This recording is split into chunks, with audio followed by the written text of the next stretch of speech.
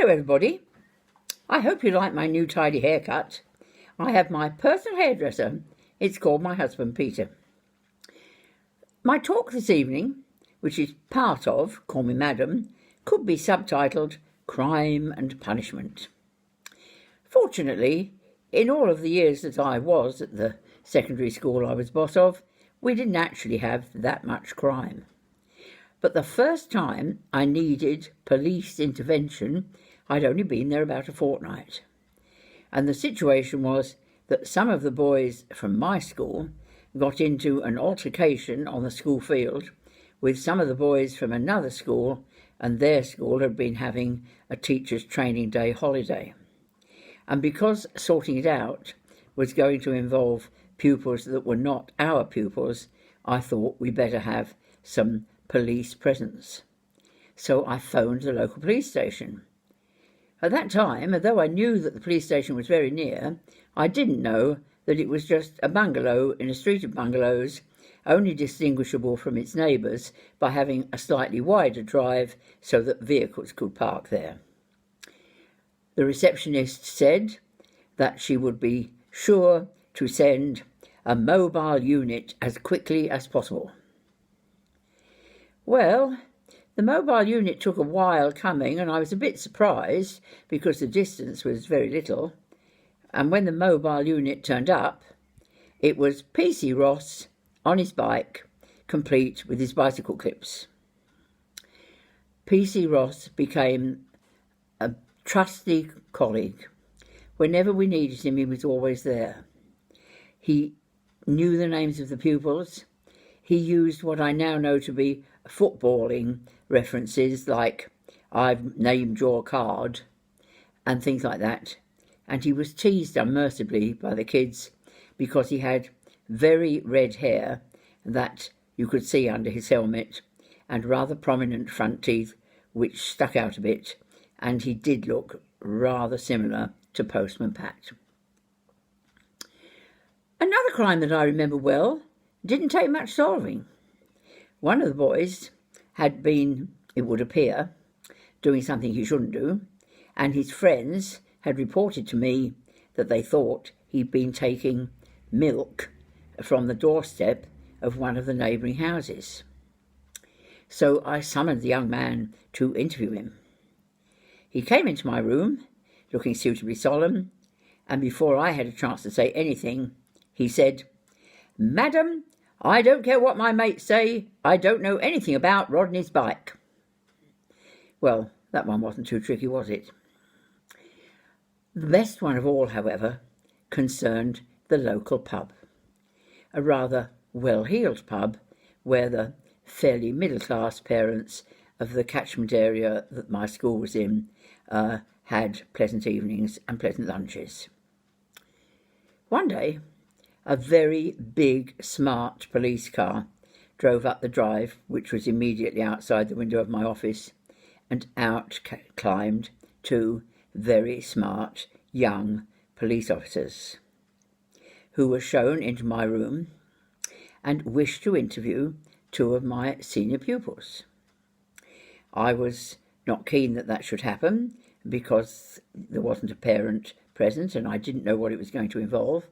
So I asked the police officers to explain the problem. And the problem was that these two young men had stolen the condom machine from the public lavatories in the hostelry and had fastened them to a tree in Goose Fair. Goose Fair, a very big event in the social calendar of Nottingham, where hundreds of people gathered every afternoon and night for most of a week. I, trying to keep my face straight, asked the police officers whether they had come to arrest my boys for the theft or commend the boys for their act of public service. One of the policemen had a sense of humour and grinned. The other one either had better control of his face muscles or no sense of humour, because he didn't find my remark humorous at all.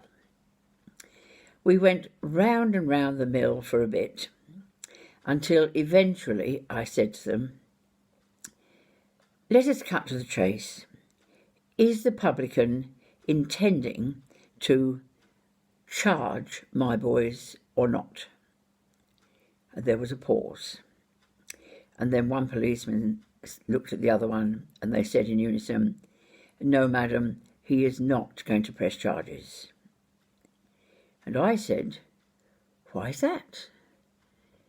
And the policeman, with a sense of humour, gave a little grin and said, "Because, madam, when they returned the condom machine to the pub, there was a lot more money in it than there had been when they took it." Another occasion when there was a problem, it concerned a young man who had been, it would seem, glue sniffing. It was the time when glue sniffing was prevalent. He was a senior pupil, and my deputy, big, black, male, and I decided we would interview him together, and so we summoned him, and he duly came, and we went through solemnly the problems of glue sniffing and the fact that it could be a trigger leading to other drugs, and that it really was something to be avoided. Now, the thing that he had been sniffing wasn't specifically actually glue. It was something that I was told was called liquid gold. Now, I knew what liquid gold was, without any doubt. It was an aromatic oil that I bought in a tin and rubbed from time to time into my teak furniture to enhance the appearance of the surface. My deputy, a rugby player, he knew what liquid gold was. It was the spray of analgesic spray that the trainer would use if a rugby player or a football player was injured on the pitch, and the injury was a muscular injury, because spraying it on the said muscle would give very quick relief to the pain. Neither of us had bothered to share with the other person what we believed liquid gold to be. And we were laying it on a bit, until in the end the young man, with some exasperation, said, "I don't know what you're making such a fuss about.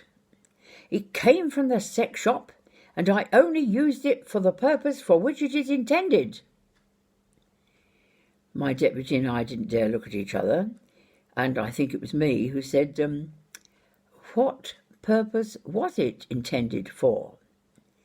Whereupon the young man, in the most dignified manner that he could muster, said, "It is bought to spray into the air because it prolongs and intensifies and lengthens the pleasure experienced when having sexual intercourse." Well, my deputy and I were gassed, and my deputy had the control to say, through gritted teeth, "Do you think you could go out into the corridor so that we can discuss this alone for a moment?" And the boy got up and went out, and the pair of us fell about with laughter. Unfortunately, the wall between my office and the corridor was pretty much paper thin, and so the young man in question would have heard us laughing heartily. We summoned him back, and he was over the age of 16, and we went through a token admonition about sexual responsibility, etc., etc. But I don't think, after our obvious embarrassment, we conveyed very much conviction. All of the staff some of the staff, of course, had heard us roaring with laughter when we were supposed to be dealing with a pupil severely, and we had to offer some explanation.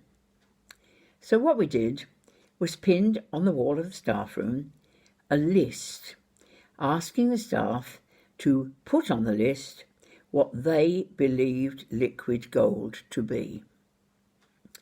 We got no less than 9 alternative suggestions, and all of us had got the titles of the thing we were describing slightly wrong.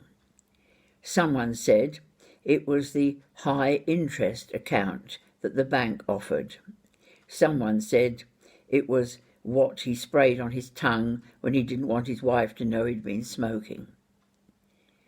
I wonder if you were asked just on the spot to say what's liquid gold, what you would think that it was. The police, when we did need them, were very supportive. And on one occasion, there was a bomb scare. We had phone calls purporting to be bomb scares on more than one occasion, but only on one occasion did my secretary, who took the call, think that it might be genuine. So we phoned the police immediately, and they said they would send an officer. And in the meanwhile, we should evacuate the school. Well, fortunately, on our site, there was a junior school and an infant school, and the head teachers of those two schools took various of our pupils for a temporary length of time into their buildings while the police came to find the bomb. When the vehicle came, it was a big white van, and the back door of it opened, and out jumped a very aggressive woman who had more accoutrements strapped to her uniform than I think I'd ever seen before, and she was accompanied by an extremely large and fierce-looking Alsatian. And she said to me, "Where's the armed intruder?" And I said, "There isn't an armed intruder. It's a bomb scare." Whereupon she summoned her snarling, bristling Alsatian back to her side and whooshed it back into the van and said to me disparagingly, "My dog doesn't sniff."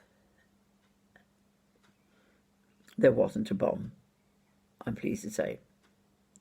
I'll tell you some other stories another day. Bye-bye.